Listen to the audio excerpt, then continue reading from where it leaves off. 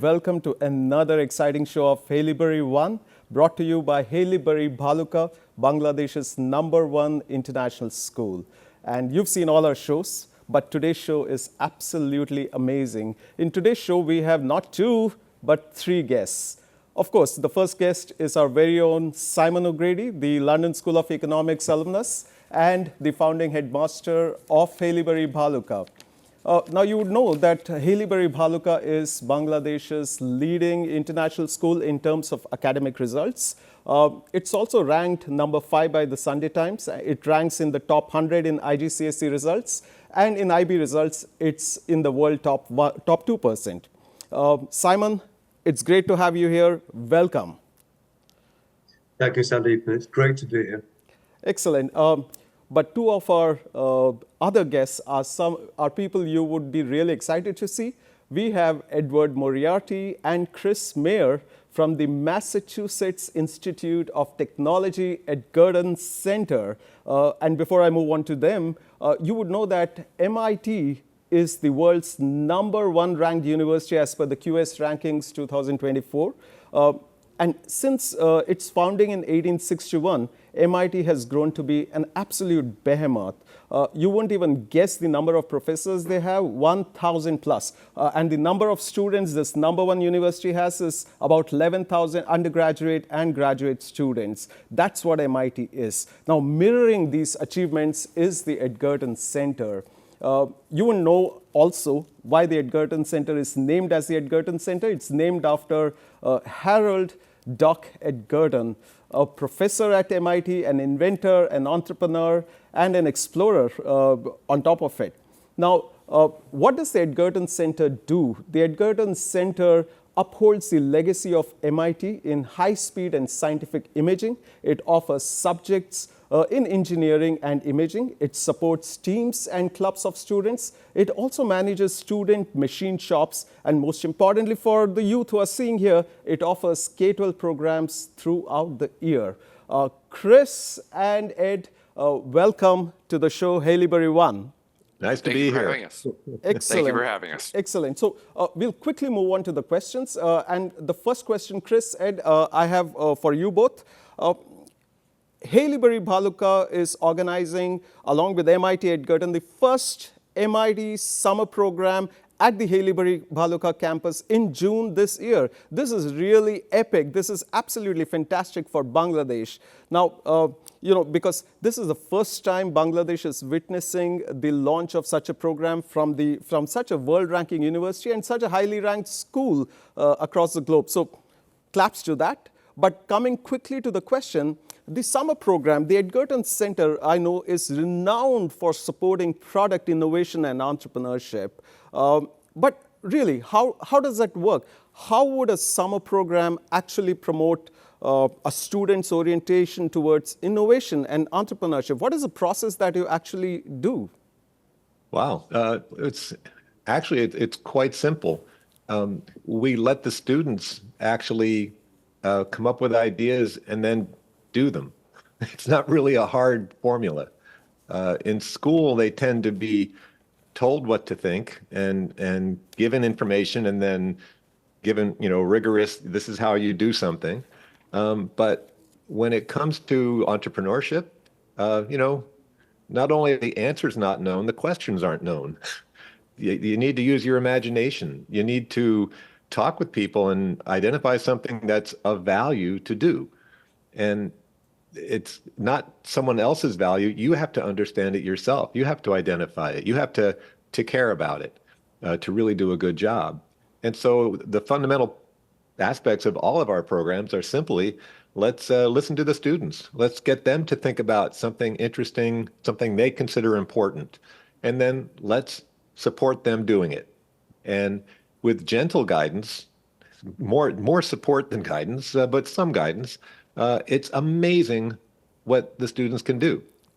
And it's always the fact that at the end of one of these programs, the parents or anyone that comes to see the final presentations will say, this is amazing. The sad part for us is that it's really something that any student can do. It's just they're not given the opportunity to do it in the regular school. Wow, And Chris. so that's Yeah. Go ahead, Ed. that's not it. No, Yeah. no, that's it. Chris, what do you think? Excellent, Chris. What would you say to that? Yeah, I would say things very similar. I think that it's that chance to explore. I think it's that chance to try things out while you have a bit of a safety net, while you have people there to help you. With your response to entrepreneurship, I think that it acts a bit like an incubator. It gives people an opportunity to do things in an environment where they're given the opportunity to play. And I think that the summer program in particular gives opportunities for students to be able to do those long-term projects that they may not be able to do during the school year. So I just think it's exciting to get to have people have that freedom that allows them to try things out. Excellent, Chris. Excellent. That's really wonderful to know. I'll quickly move on to Simon. Simon, this one's for you. First of all, big congratulations on getting MIT to Bangladesh. It's absolutely applaudable. I'm sure the youth out here would be really looking forward to register for this program.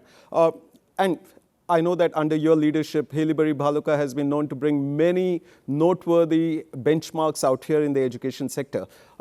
But moving on to the MIT summer program, which you're holding at the Haileybury Bhaluka campus in June, for the children who will be watching this program, what would it entail actually? What is it about? What is this MIT program that is going to be held in June? Really great question. To give you some context, Haileybury Bhaluka, it believes in lifting hearts and empowering minds. And our unique partnership with MIT is so key to that mission, to give our students an outstanding education. No other school has the ambition to conceive or achieve this in Bangladesh.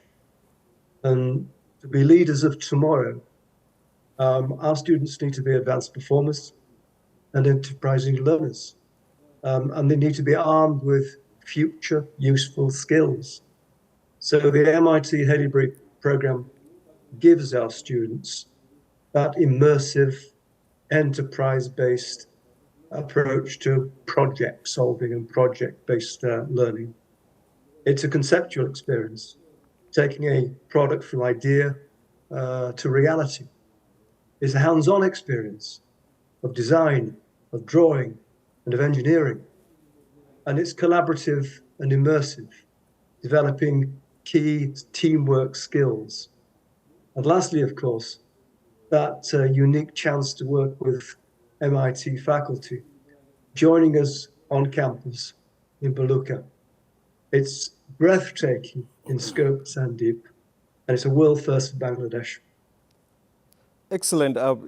Chris, Simon, Ed, it's a crime that you're limiting it to school kids. I would have loved to join as a student and find out what's going on. It's absolutely amazing. Ed, quickly moving on to you once again, and Chris, you too. So Bangladesh, in its LDC status, has now started contributing significantly to women power on various statistics. I noticed that this program is on one side, but your center also promotes a program called You Go Girl, and it's named absolutely, attractively. I know we are four men going to discuss this, but really, what is You Go Girl, and how does it contribute to girl power, if I can say that? Well, what's interesting is that You Go Girl is just one program. And that it is focused on teenage girls, young teenage girls. I think, Chris, is it 12 years? I forget the actual age of the girls. I don't know. The girls who are going into their first year in secondary school. Yeah, okay. And it's a fabulous program. It is focused on allowing girls to come in and be in a very supportive environment. And to go as crazy as the boys go in such an environment. But one thing I want to note is that in all of our programs, we very much encourage girls and boys to be working together. Half of the talent in the world is female, okay? And it's actually, we find that when you have a good diversity of perspective and background, when you're looking at any problem or any opportunity, that diversity of background in your design team is absolutely critical to getting to understand the true nature of what you're trying to accomplish. And that you need to have both the different perspectives and the respect for the fact that someone has a different perspective. And it's through the conversations and the debate and I don't know, the working together, the collaboration, as Simon said, that that real innovation that is really well designed will occur. Otherwise, you're solving half a problem frequently. So inherent to everything we do is encouraging everyone to feel accepted, everyone to have a voice, everyone to be encouraged. And it's through that broad set of perspectives in a design team that you actually get good innovation. Superb. Chris, before you answer, I want to know who gave that fantastic term, "You go girl." I mean, it really catches the attention of people. And you know, when you go to the Edgerton Center website, I skip all the links and I say, let me check what "You go girl" is.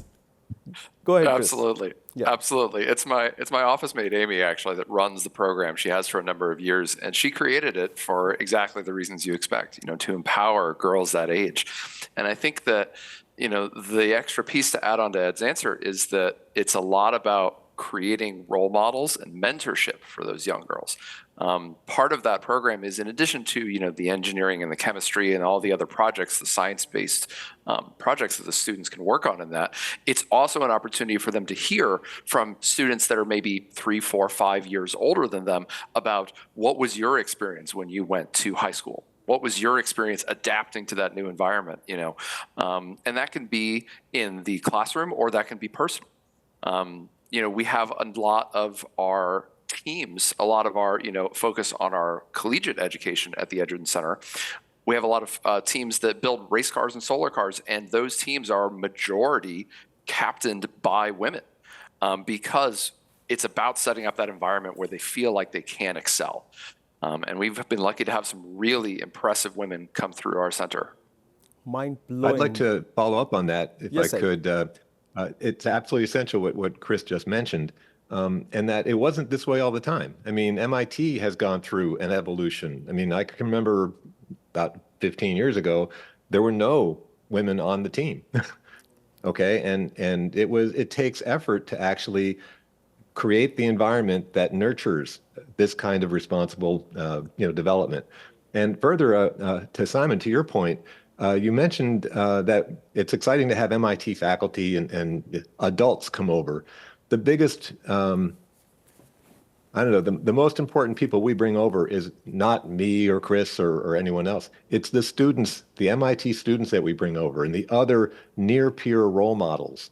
The students can see themselves in the students who are first or second year students at MIT, maybe a graduate student. That's the actual role model that has the biggest impact on the students at Haileybury. Wow. Simon, Haileybury Bhaluka, and this is a pet peeve of mine, it's a boys-only school from grade 6 to grade 9. I'll just quickly quote a USAID 2023 report, which said that Bangladesh has, in the last 20 years, achieved significant progress in improving the lives of women. Most importantly, they've seen greater gender parity in education. That would be very interesting for you. And also, because of the education that women are receiving, their participation in the labor force is also significant. Now, in the garment sector, it's almost equal to 50%, which is remarkable for a country like Bangladesh. Quick question to you. Will this MIT Haileybury summer program admit girls? First of all, let's just talk about first principles.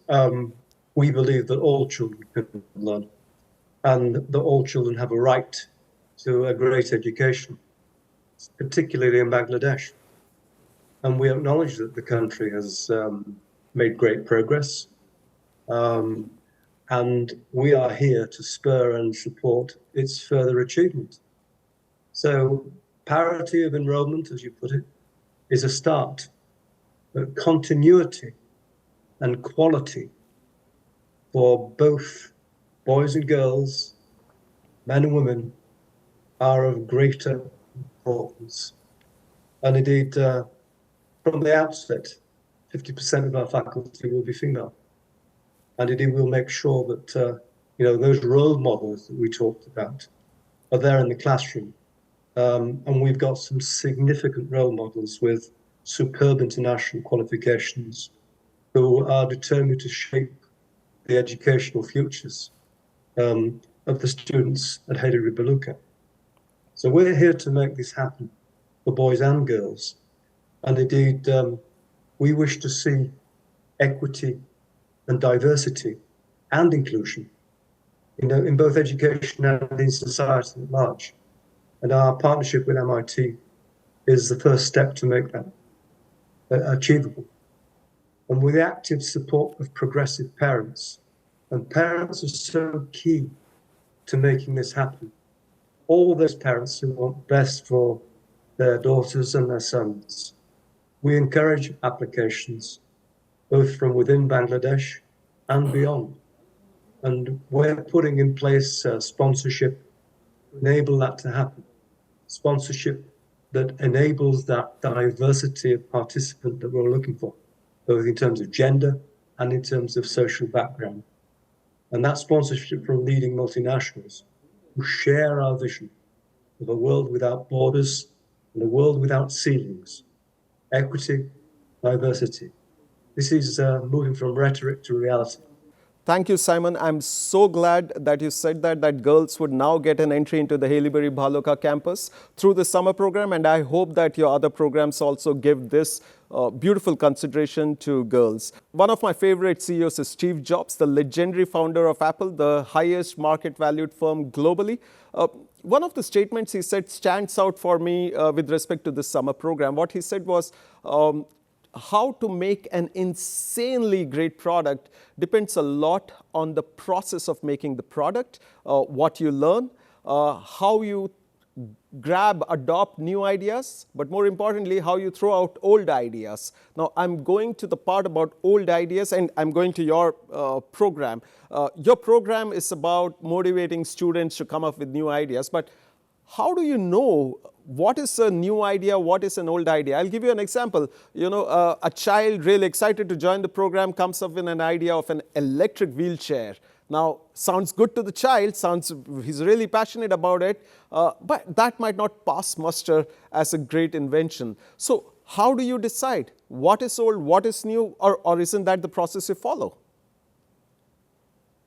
It's interesting you mentioned electric wheelchair. We just had students work on an electric wheelchair in one of our programs a couple of years ago. And what they did was a new and wonderful thing. But what I want to mention is that it's not just the process of making a product. It's understanding human needs. It's understanding the reasons for products or projects. In the wheelchair example, what they ended up doing with the electric wheelchair that they were provided, they decked it out so that it was a fun thing to ride. They put LED lights in it that made it look cool. They put a horn in it that went "Auga," and we had a lady who was visiting the MIT museum that was in a pretty expensive electric wheelchair. Came up and I invited her to come visit the students who were in the process of building this. And her eyes lit up about what they were doing. And the idea of the auga was it brought joy to her. And she just thought it was the best thing, because it takes this wheelchair, which most people look at as sort of that you're sentenced to be in this. And it makes it something that brings joy to other people. And it makes it something that other people, are interested in and take joy in, and that bit about how can you find what will spark joy or interest or satisfy a need that people don't even know they have. That is the trick that Steve Jobs had, and it's not just coming up with the new gizmo. It's understanding people. It's understanding needs. It's understanding the nature of how the world, operates physically. That bit of innovation requires multiple perspectives. It requires a lot of different people focusing on the issues and working together in a collaborative way. Okay, that's the core of it. The rest is engineering. And yes, we teach that pretty well at MIT, but coming up with the problem that you actually should solve, that's the hardest part. What would you say to that, Chris? Have your students come up with a groundbreaking product that is absolutely new? Yeah, I absolutely think so. I think that, there are a lot of students that want to explore design spaces that are familiar to them. We'd really like to build a Segway from the ground up, because that's an engineering accomplishment, particularly for someone at that age. But I think that, Ed brings up the perfect point here, which is that understanding who it is you're building the product for. I'll tell a related story, which is that we had some students a number of years ago that met a young child on the first day of the program at the Student Center at MIT. And the young child, Bert, had actually had a stroke while he was still in his mother before he was born. And because of that, he had really limited mobility in his hands. And he had a tendency to, create little cheats so that he could do something with just his dominant hand. And of course, he's a kid. He's interested in video games. So he would actually take his hand and sort of straddle both joysticks, all the buttons with just the one hand. So what they did is they made him a physical therapy tool, which, as you can imagine, is something that is not fun for a kid at 3, 4, 5, 6 years old. But they made a controller for just a little RC car, which they also built. And it was about as wide as my shoulders, so that he had to hold it one hand to control one side and one hand to control the other side. And it would only go forward if you pushed forward on both sides. And it was incredibly impactful to find something that was, again, like Ed was talking about, that design space that hasn't been filled yet, that something doesn't know that they need for someone to be able to, change their life in an impactful way. And I feel like coming at products with that view always creates interesting products, ones that we remember. They may not always be successful, but they are memorable. Amen. Absolutely ruining that this is being done when I'm not young enough to participate. Simon, do you need any helper to help you during the summer camp? I can wash dishes. I can just be there just to see what's going on. By the way, you're welcome to come. Thank you. Thank you. Ed, talking about that electric wheelchair, in Bangladesh, one of the ubiquitous sights that you'll see on the road is the rickshaw. Very sincere guy pedaling you from place to place. It's very environmentally friendly, doesn't use petrol or anything, but it goes slow. And one day I was going on one of the roads out here, and suddenly I saw a rickshaw bus past me.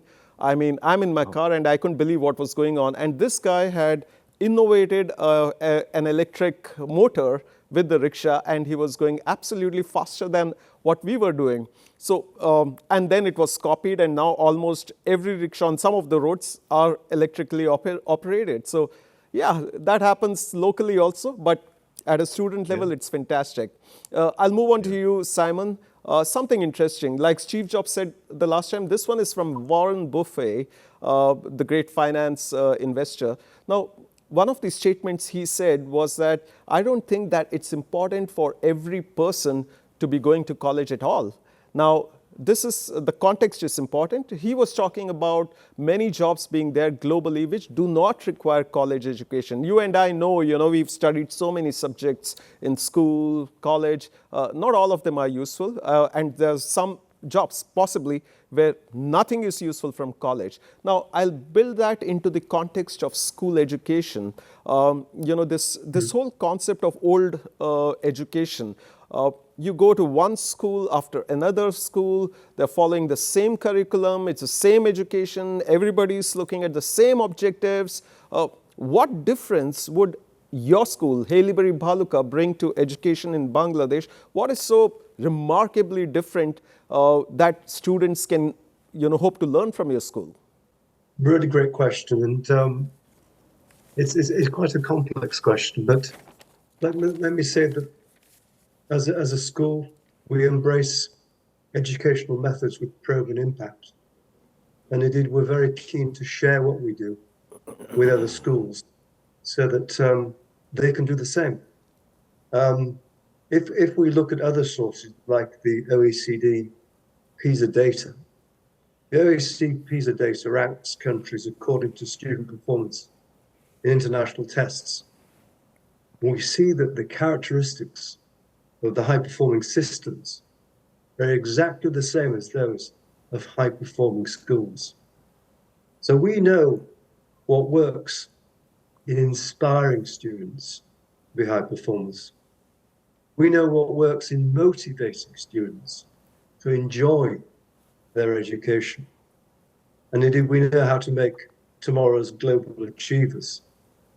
That's the difference. Now, we're not rabbit warren people buffeted by privilege. We are here to raise standards for all and to change the education landscape in Bangladesh. Well, our partnership with MRT for our students is matched by our unique certification with Harvard for our teachers. So we get and keep great teachers, and they are privileged to educate the nation's finest minds. That's the difference. Lovely, Simon. Thank you for the answer.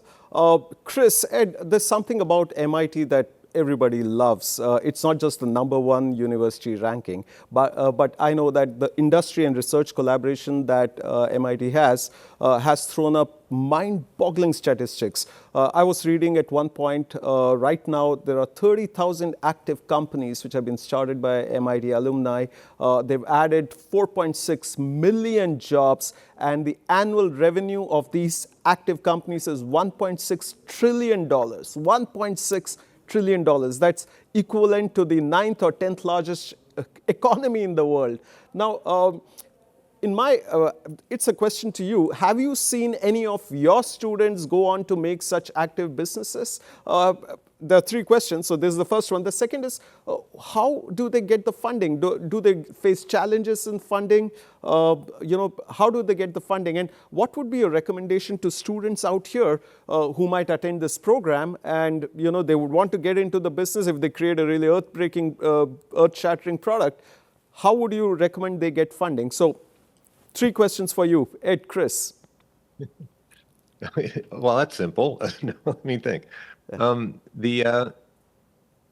to get funding? Well, first thing I'd like to respond to is that not everyone goes off to do that. We have a lot of some friends of mine who have PhDs from MIT. One in he was in chemical engineering, PhD in chemical engineering, and the other has a PhD in operations research from electrical engineering and computer science. They now are they run the North Cambridge Family Opera Company. He's the music director and she runs the operations. Okay.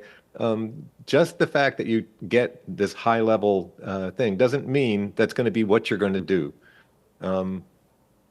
Through time, if you're drawn to starting companies and whatnot, there's plenty of support in entrepreneurship at MIT. There's many different programs that actually encourage students to get involved and to learn the process of starting new companies and whatnot. But the main focus is for people to find what they want to do with their lives going forward. And frequently they'll be changing careers throughout. So for those that want to do this, there's plenty of support at MIT, many programs that actually support and encourage entrepreneurship. Chris, you can actually speak to some of them. But that's not the #1 thing we think about at MIT. It's really to give students the opportunity to find their passions, to find that what draws them, and to take it on with full gusto, no matter what that is. That's the real key here. And so for those that are drawn to entrepreneurship, MIT does provide a lot of support in that. So I don't know. Chris, do you want to talk about some of the programs, or like GEL or something? Sure. Yeah. I think Ed brings up a great point, is that it's about creating an environment that fosters creativity, that allows those students to, again, like we're talking about in our engineering programs, to explore things with a safety net, to get a chance to try things out. And some of that is the technical, it's the building the prototype, and some of that is the financial. Here's a small grant, go build a prototype, and, come back around to us when you've got something new to show.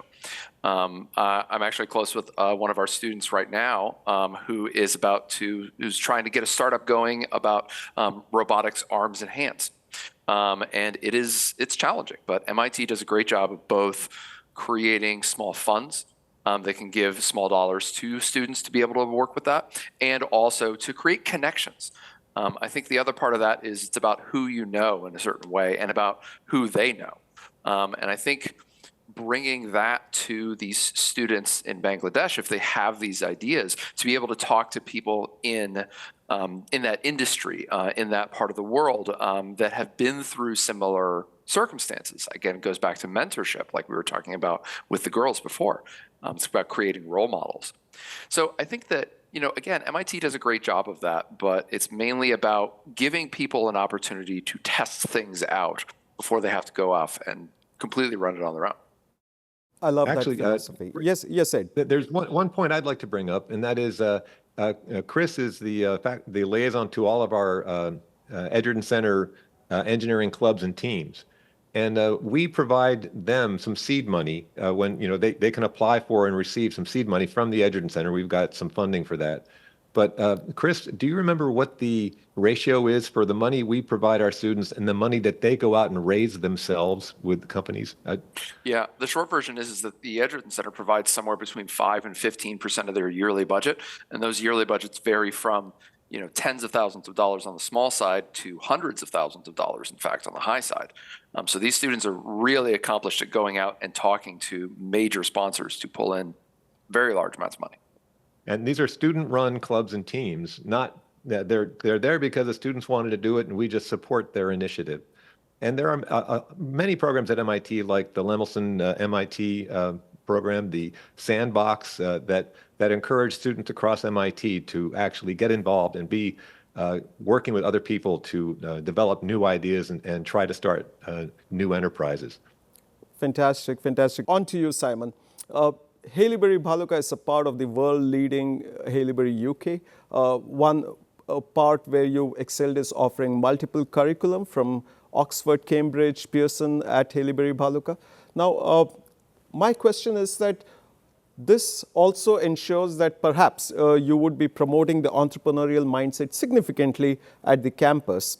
But anecdotal evidence tells us that those are the engineering, design, technology streams which get the maximum funding, and therefore children get excited when they pass out of such streams. But then what about the children who choose arts because they are passionate about it, mathematics because they're passionate about it? How would you try to orient them towards entrepreneurship? How would you help them get that passion that they can start businesses? It gives students the opportunity to make those choices. It gives students the capacity to create, to collaborate, to think things through in whatever sphere of endeavor that we're talking about. Those are common things that an outstanding education does, and it supports choice and opportunity. So outstanding schools support students, and they flex to the students' ideals and indeed their aspirations. It's not the other way around. And, we try and shape the values of students, and we try and frame their futures. But equally, we're responsive to the direction of travel that we've enabled the student to take of their own volition. We support that. Yes, Haileybury does have tradition. It has a tradition of educating for all spheres of endeavor. And we know that every area of human achievement has been influenced by Haileyburyans up and across the years. World leaders like Attlee to writers like Kipling, Oscar-rated filmmakers like Christopher Nolan, world-class cricketers like Sam Billings, and more. And basically no area of human progress has been untouched by Haileybury. And we are here to maintain that tradition. But that tradition in terms of the modernity that we now seek and the progress that we now are keen to push. So we've recruited some superb international teachers to develop these thinking methods and indeed the practices in the arts and sciences and in maths and more. And indeed, what really amazes me and also touches me every day is when I think about the quality of the educators that we have recruited. And indeed, they are coming to Bangladesh, they are coming to Bhaluka. And I can't wait for the transformative work to begin and indeed what we're about to make happen. But, you know, we're also starting, you know, to see that flourish with our summer school with MIT. And we're here to fulfill that mission of lifting hearts and empowering minds. And indeed, it starts with the Haileybury MIT partnership. Thanks, Simon. I love the example that you gave of Christopher Nolan being an alumnus of Haileybury. Please invite him to Bhaluka. Please call me for dinner when you invite him. And please allow me to hug him and congratulate him as many times as I want. Thank you so much, Simon, Chris, and Ed. Ed, I would have loved to call you Professor Moriarty, but but you're only Ed for me. But it has been absolutely an exciting episode, and the way the points that you've said, I hope that our audience out here hears all these points, because this is about innovation, this is about entrepreneurship, and keep your eye out for the Haileybury Bhaluka MIT summer program, which is going to start in June. I would hope that you keep a track of the website and the news article so that the moment registrations open, you register for that. This is also a big thanks to our millions of viewers on our national television channel and also the millions of subscribers of our social media channel. We've got amazing and more exciting episodes coming up in the future. What you've seen in the past have been CEOs of and leaders from different companies, including Oracle, Microsoft, Novo Air, ShareTrip, and the same thing you will see in the upcoming episodes. These gentlemen, Simon has joined us from London, and Chris and Ed have joined us from MIT in the USA, the #1 university globally. Saying these words, I wish all the viewers a very goodbye. Stay tuned in, same time, same day next week. This is Dr. Sandeep signing off this show. Thank you.